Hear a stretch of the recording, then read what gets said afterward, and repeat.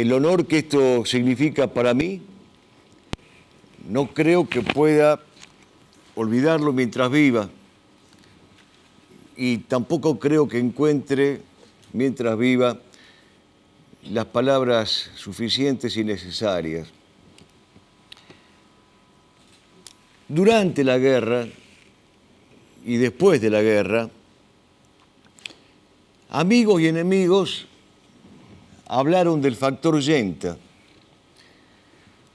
queriendo significar con esta expresión que las hazañas de nuestros pilotos, las hazañas de nuestros hombres de la Fuerza Aérea, tenían una causa recóndita y que esa causa había que buscarla en aquel doctrinario del nacionalismo católico que cayó mártir, asesinado por la guerrilla marxista un 27 de octubre de 1974. De él, de Yenta, decían los mismos ingleses, los periodistas que escribieron el libro Una cara de la moneda, por ejemplo. De él decían que por sus enseñanzas se justificaba el arrojo, el brío, el júbilo, la lozanía y la valentía sin parangón con la que esos hombres se arrojaron al combate por Dios y por la patria.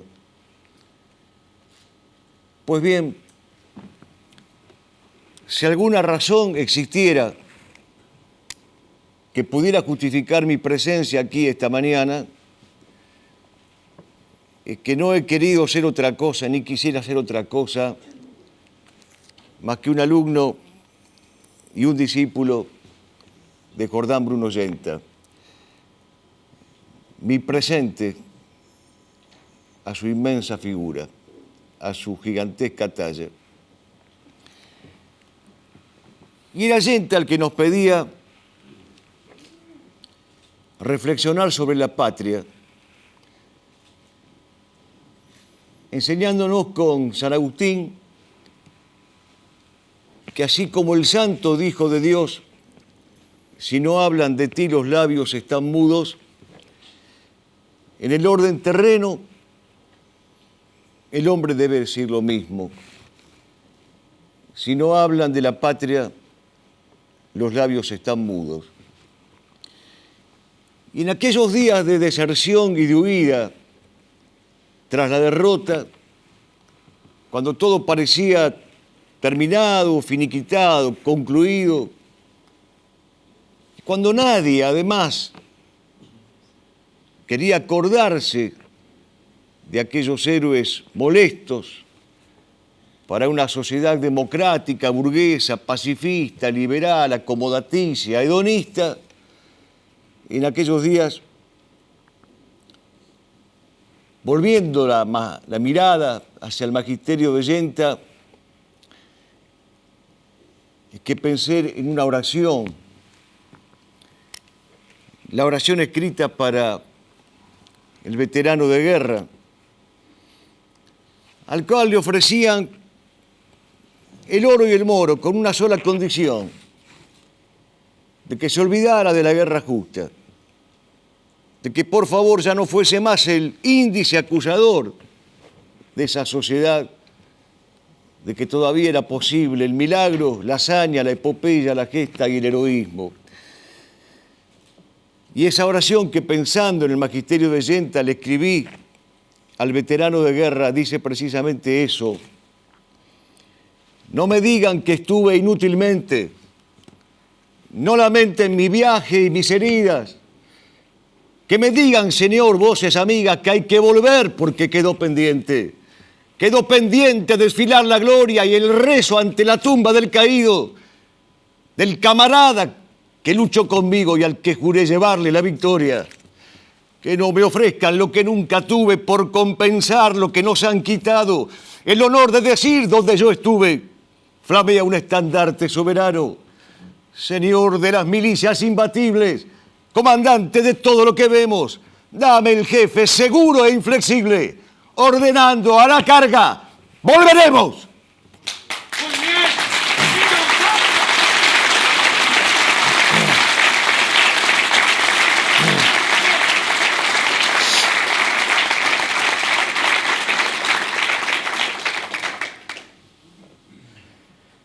Apenas entonces un par de reflexiones, porque lo esencial ha sido dicho con el testimonio de quienes nos precedieron. Pero hay una pregunta que debe hacerse, una pregunta inaugural. ¿Qué es la patria por la cual se peleó y por la cual se regó la sangre? Don Leopoldo Lugones, en su poema magnífico dedicado a la cordillera de los Andes, nos pide que tengamos ojos mejores para ver la patria. ¿De dónde brotarán esos ojos mejores? ¿De dónde saldrán? ¿A dónde conseguiremos esos ojos mejores? Pues los ojos mejores nos lo entrega la mirada limpia de lo sobrenatural, la perspectiva sobrenatural. Y mirando con mirada clara sobrenatural, lo que podemos decir para contestar esta pregunta inicial acerca de lo que es la patria, que la respuesta está en el libro del Génesis. Apenas se abre la Sagrada Escritura, así se dice: esta es la tierra que el Señor tu Dios te da, para que seas capaz de cultivarla y de guardarla, y para que cultivándola y guardándola seas feliz. En esta la tierra que el Señor tu Dios te da. Pues esta es la respuesta a la pregunta inicial acerca de lo que es la patria. Es la tierra que el Señor Dios nos ha dado para que seamos capaces de conservarla y de guardarla. Y para que conservándola y guardándola en esa virtud que es el patriotismo, seamos felices en la tierra que el Señor Dios nos da. Por eso tiene razón el apóstol Santiago cuando dice que nuestra ciudadanía nos viene del cielo. Y tiene razón nuestro poeta Francisco Luis Bernardes cuando hablando de la patria dice: Dios la fundó sobre la tierra para que hubiera menos llanto y menos luto. No hay entonces ningún derecho a proscribir lo sobrenatural de la vida de una nación, porque es como escindir, como dividir, como atomizar y disociar al alma del cuerpo, a la gracia de la naturaleza, a Cristo presente y patente de nuestras vidas.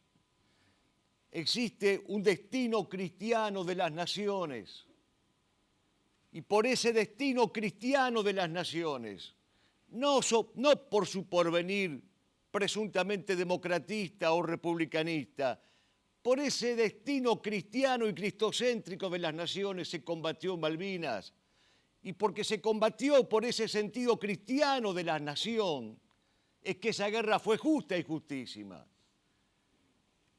Esta es la primera respuesta que tenemos que tener en claro. Saber que la patria es un don de Dios. Saber que la patria nos fue entregada por Dios. Y que esta patria que nos fue entregada por Dios es prefiguración de la patria celeste. Es propedéutica de ese paraíso que todos queremos y anhelamos. Ese paraíso al que alguna vez definió José Antonio, diciéndole a los falangistas que era el objetivo de la lucha, de la cruzada. Un paraíso difícil, vertical, implacable, un paraíso donde no se descanse nunca y que tenga junto a las jambas de la puerta ángeles con espadas. Dios la fundó sobre la tierra, dice Bernardes. Y aquí entonces que surge una segunda pregunta. ¿Cuál es el origen de la patria?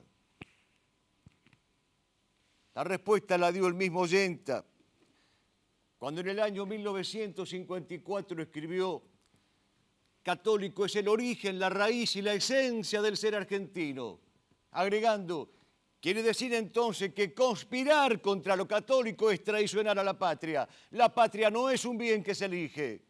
Pertenecemos a ella y debemos servirla con fidelidad irrenunciable hasta la muerte. Desertar ante la patria o dar un paso en falso frente a la patria es traición y en el orden de los bienes terrenos, un crimen que ningún hombre decente puede permitirse. Las naciones, como los hombres, no se entienden sin los sacramentos. Y esto forma parte de esa mirada sobrenatural que nos pide don Leopoldo Lugones para ver la patria. Y por lo tanto, para darle respuesta acabada a esta pregunta acerca del origen de nuestra patria, debemos acudir al sentido sacramentalicio de la historia. América tiene un bautismo. América fue bautizada el 12 de octubre de 1492. Con razón y en mejores tiempos, allá por el año 1933, nuestros obispos reunidos en comisión plenaria decidieron que el 12 de octubre sería festividad cívica, pero también festividad religiosa. Algo que hoy se ha olvidado, se ha tergiversado y se ha desnaturalizado. Varios poetas han hecho referencia a esta fiesta del bautismo de América, del bautismo de la patria grande, a esta festividad y a esta celebración del primer sacramento que recibió nuestra patria. Pero de ese conjunto de poetas ha sido precisamente don Carlos Obligado, el autor de la letra de la Marcha de las Malvinas, el que ha expresado una de las mejores síntesis, cuando volviendo los ojos a la hispanidad nos decía: oh excelsa engendradora, así engendrada, mi España ascensional, mística y fuerte, señora de la cruz y de la espada. Este es el origen de la patria grande. Este es el primer sacramento que recibimos, el bautismo de Hispanoamérica. Pero hay además una primera comunión de la patria. La patria recibió una primera comunión y fue el 1 de abril del año 1520, cuando en el puerto San Julián, provincia de Santa Cruz, festividad del Domingo de Ramos, por orden de Hernando de Magallanes, se celebra la primera misa en territorio argentino. Si creemos que la historia es cristocéntrica, y lo creemos, pues entonces este es el origen de la patria chica dentro de la patria enorme, inmensa y gigantesca que es Hispanoamérica. Este es el día que nació la Argentina, por lo menos para aquellos que estamos orgullosos de decir frente al Cristo: yo lo veo como el eje de la historia, y a los siglos girar a su alrededor. Los hombres miran la cruz y entonces, solo entonces, descifran cuál es el camino de la eternidad. Cuando se cumplieron los 450 años de la primera misa en territorio argentino, el Papa Pablo VI le envió una carta a la ciudadanía argentina que ha pasado totalmente inadvertida. La carta está fechada en la festividad de San José del año 1970. Y allí el Papa decía que esta era una fiesta clave en la historia de la patria argentina, precisamente porque las naciones no se entienden sin sus sacramentos. Dentro de 2 años se cumplirán 500 años de la primera misa en la Argentina. Si Dios nos encuentra en esta tierra todavía, haremos lo posible para que la fecha no pase inadvertida. Pero si algún sentido tiene que yo les cuente por qué vale la pena reivindicar y rehabilitar y restaurar la mirada sacramentalicia de la historia, es porque así como hay un bautismo de la patria grande que es Hispanoamérica y es el 12 de octubre de 1492, así como hay una primera comunión de la patria, que es la primera misa ofrecida en territorio argentino el 1 de abril de 1520, hay un sacramento de la confirmación de la patria. Y ese sacramento de la confirmación de la patria empezó el 2 de abril de 1982 y todavía no ha terminado. Queremos seguir confirmando a la historia argentina. Hay un origen por custodiar, por resguardar, por salvaguardar, por refundar y por merecer. El origen, quiero decirles, porque hoy la confusión reinante es absoluta, no es una cuestión cronológica, no depende de la antigüedad en siglos, sino de una tradición enraizada en la perennidad. El origen remite a la causa de un ser, al principio de un ser, no a su localización geográfica. El origen no depende de la biogénesis, sino de la existencia de una conducta fundacional. Por lo tanto, ser originario no es estar antes en un territorio o llegar primero, no es una inmigración previa a posteriores inmigraciones. Ser originario es ser capaz de descubrir, de fundar, de causar el ser, de bautizar, de sacramentalizar. Descubrir es sacar de la mudez, dice el doctor Alberto Caturelli. Es sacar de la clausura, es develar, es volver a las cosas universales y hacerlas universalmente patentes. Por eso, frente a este alud indigenista que niega nuestros orígenes y frente a esta invasión mapuchista, terrorista, ante la cual el Estado prefiere estar inerte, nosotros reafirmamos hoy que la oriundez no es tribal, el germen de la patria no está en el malón, la genealogía no es el nomadismo, el arraigo no es la vida transhumante. España, dice Gerardo Diego, niña perdida y hallada en el templo de América. Allí está el origen, si lo quieren conocer. En esa hispanidad analogada con Cristo que se pierde y se encuentra en el templum del espacio americano.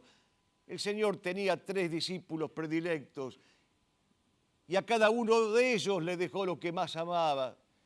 A Pedro le dejó la iglesia, a Juan le dejó su madre y a Santiago le dejó España. Cuando hay que consumar la maravilla de alguna nueva hazaña, los ángeles que están junto a su silla miran a Dios y piensan en España. Existe, sí, se constata viajando por Hispanoamérica una vocación integradora, unitiva, misionera, apostólica. Y esta misión fue obra de un imperio, no de hordas salvajes. Por lo tanto, es lícito ir a la guerra para custodiar el origen de una patria. Es lícito ir a la guerra para custodiar el origen concreto de la patria concreta que se llama Argentina. Y cuando la guerra es justa, el que no mata peca. Cuando la guerra es justa, debe tener lugar el consejo sabio de Leopoldo Marechal. Sea la paz el agua de tu día y el vino de tu noche, pero si la justicia te llamase una guerra, ceñirás tu buen casco y empuñarás la lanza y verterás tu sangre y la del otro, fiel a una rigurosa economía. La tierra se alimenta con la sangre del justo y con la del injusto se purga sabiamente. Honor a nuestros próceres combatientes en las 2 guerras justas que ha tenido la patria durante el siglo XX. La guerra contra el terrorismo marxista y la guerra por la rehabilitación de las Islas Malvinas. Y hay una tercera pregunta por hacernos. ¿Qué es el amor a la patria? ¿O qué es lo que amamos cuando decimos que tenemos que amar a la patria? ¿Acaso es nada más que un sentimiento? No es solamente un sentimiento. Por más lícito que sea tener un sentimiento límpido y diáfano, el amor a la patria no es solamente un sentimiento, porque como nos enseñaba el padre Alberto Ezcurra, no basta con que el amor a la patria sea un amor afectivo. El afecto puede ser voluble, eventual, huidizo, tornadizo, no. El amor a la patria debe ser efectivo además de afectivo. Y por lo tanto el amor a la patria, mucho más que un sentimiento, es una virtud. Y es un deber, decía el padre Castellani. Cuando ya no quede más para defender, según los pesimistas, siempre quedará el deber de morir con la patria. Se preguntaba Castellani, ante el espectáculo decadente de su época, que es el mismo que nosotros vemos a diario, pero potenciado. Esta es la patria bella, decía Castellani. Y después dicen que hay que morir por ella. Politiqueros y comités, puro grito y trapo, y los partidos tan igualitos como porotos. Quítate tú que me pongo yo porque soy más guapo, y la gran farsa de echar los votos, y esta es la patria bella. Se pregunta Castellani y se contesta, y hay que morir lo mismo por la patria enferma, y dar la vida por la patria yerma en el tiempo que Dios pida, ahora mismo. Toda mi vida por salvar del abismo a la pálida patria, patria enferma. Amamos a la patria porque nos duele. Amamos a la patria porque el dolor de patria nos carcome el costado. Amamos a la patria precisamente porque es un dolor que se lleva en el costado sin palabra ni grito, porque la patria es un pimpollo en el umbral y porque la patria es un peligro que florece. Y amamos su territorio, porque la palabra territorio tiene una etimología que significa precisamente esto, tener una posición fuerte en un alrededor. ¿Qué mejor definición que esta etimología podría servir para definir lo que fue las Malvinas para aquellos que las custodiaron? Una posición fuerte en un alrededor. Amamos la causa material y la causa física de la patria. Por eso no hay patriotismo verdadero sin conciencia territorial. El patriotismo reclama la educación de la conciencia territorial, el sentido de pertenencia, el sentido del arraigo. No hay patriotismos nómades, no hay patriotismos transhumantes, no hay patriotismos abstractos. Se ama lo singular, lo carnal y lo concreto. Se ama esa posición fuerte en un alrededor. Porque el hombre es un ser que habita, pero ese territorio amado, y nos equivocaríamos si no agregáramos esto, como todo ser vivo, está animado y vivificado por un alma. Y por lo tanto, cuando nos preguntamos qué es lo que amamos, cuando amamos a la patria, y cuando nos contestamos que lo primero que amamos cuando amamos a la patria es su territorio, su corporeidad, su físico, su geografía, tenemos que agregar inmediatamente algo más. Amamos el alma que vivifica, que da luz y lumbre a esa corporeidad. Amamos el espíritu, ese espíritu malvinero del que aquí esta mañana se ha hecho el elogio. Pero mucho más amamos todavía a ese territorio animado por un espíritu, habitado por un alma que le da vigor y potencia. Mucho más amamos a ese territorio cuando ese territorio está usurpado, cuando ese territorio está invadido y robado, como en el caso de nuestro territorio malvinense. Por eso es hora de decir con Fernández Unzain, yo estoy aquí en el sur, pido con rabia que haya luz en los ojos de los ciegos, que velen los que duermen y se afilen los filos de los dientes y el acero. Yo digo que este sur nos pertenece, que todo es nuestro, simplemente nuestro, y que hay que defenderlo con las uñas, con la voz, con la sangre, con el pecho, o quedar una tarde azul y blanca, definitivamente libres, muertos. Y nos preguntamos, después de contestarnos qué es la patria y cuál es el origen de la patria y qué es el amor a la patria y qué es lo que amamos cuando amamos a la patria, nos preguntamos a imitación de quiénes tenemos que amar a la patria. Esta respuesta es más sencilla. Porque en el Evangelio se dice claramente que nadie tiene amor más grande que el que da la vida por lo que ama. Pues entonces, a imitación de aquellos que han entendido esta máxima evangélica, tenemos que amar a la patria.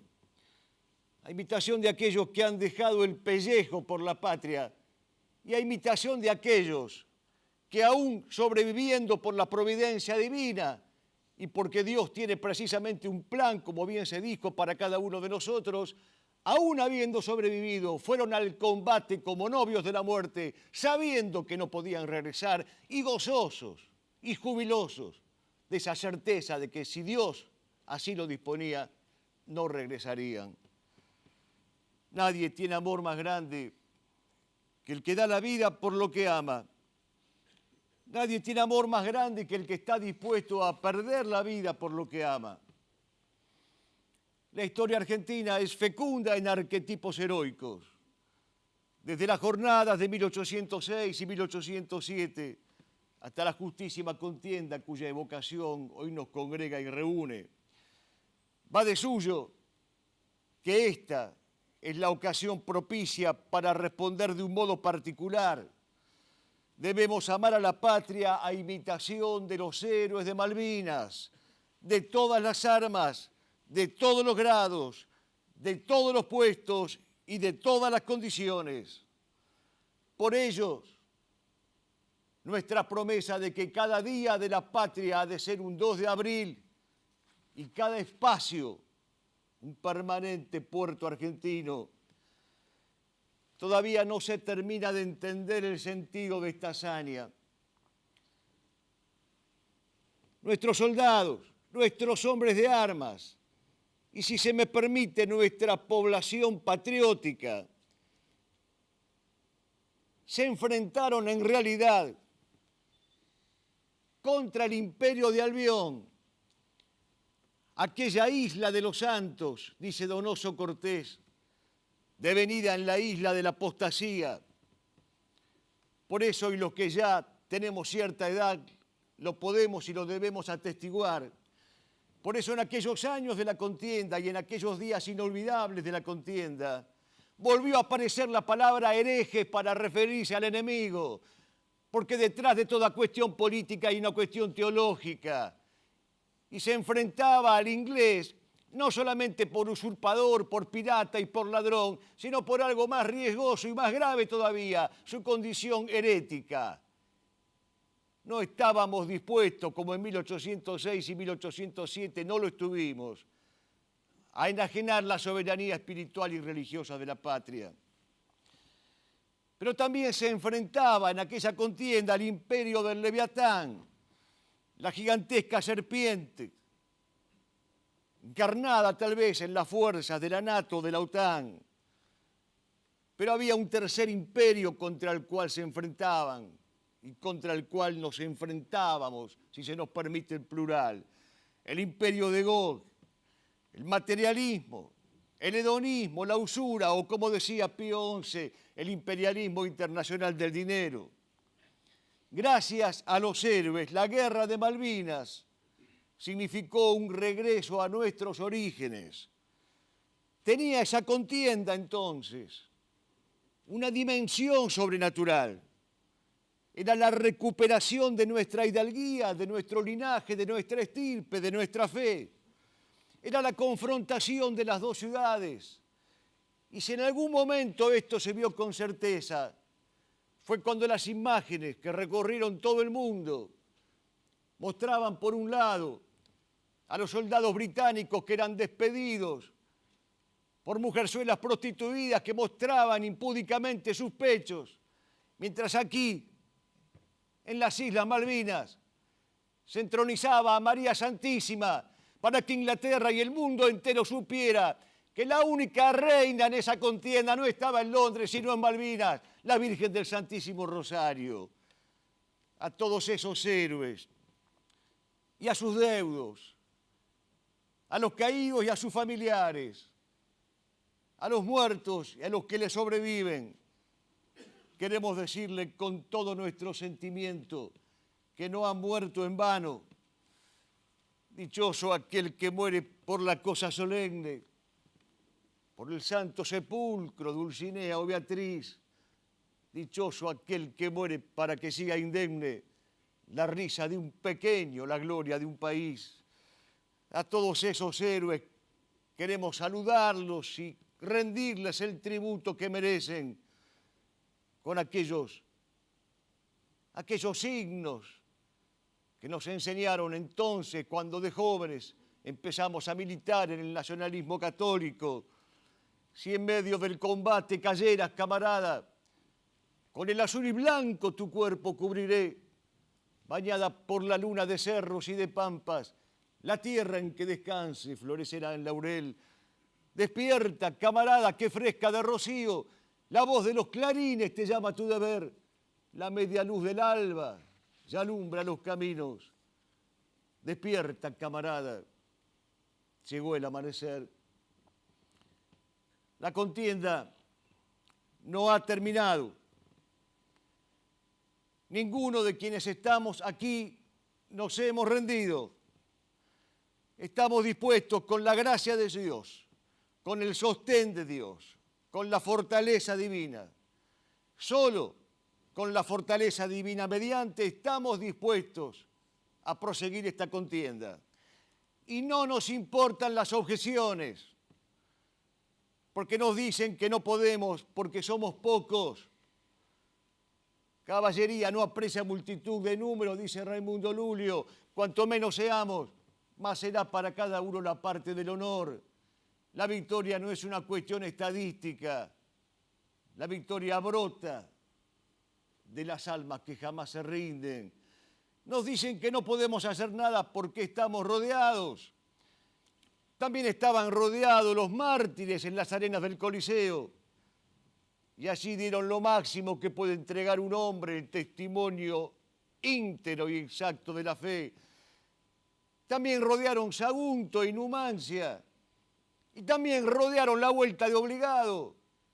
Pero había al frente de esa confederación rodeada un varón como don Juan Manuel de Rosas, que se plantó precisamente frente a un enemigo superior para librar la batalla justa de una guerra aún todavía más justa. Y mereció por ello el elogio del general San Martín. Jamás dudé que nuestra patria tuviera que avergonzarse de ninguna concesión humillante presidiendo usted su destino.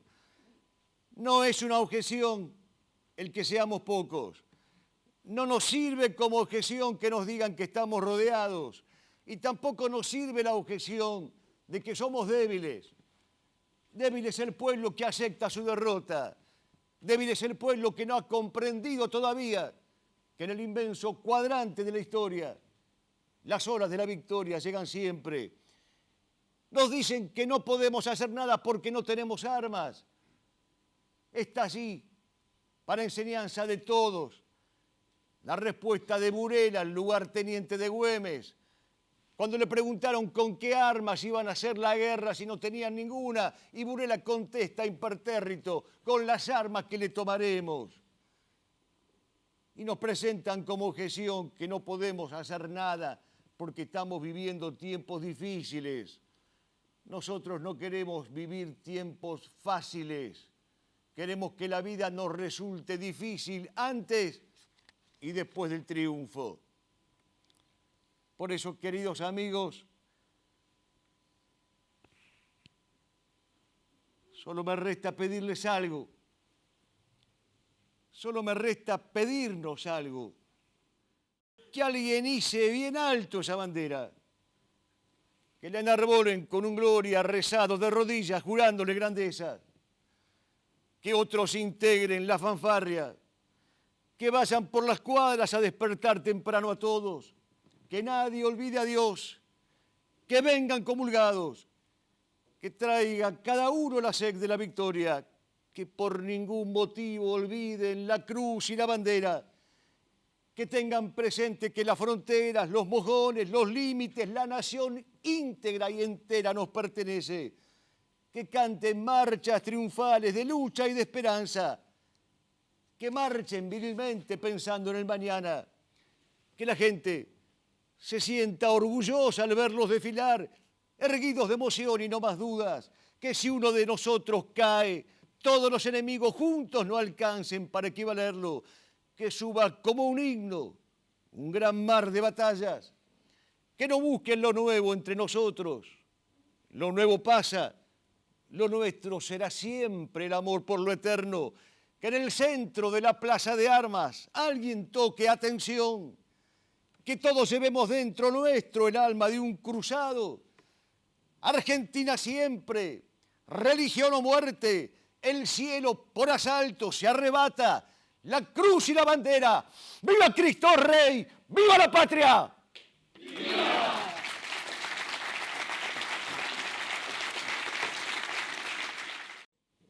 No sé cómo agradecer esta invitación y no sé cómo agradecer el honor que significa esta invitación. Puedo asegurarles que no estoy hablando retóricamente. No todos los días uno puede compartir con héroes genuinos la jornada desde que ella empieza hasta que el mediodía pasa. Muchísimas gracias.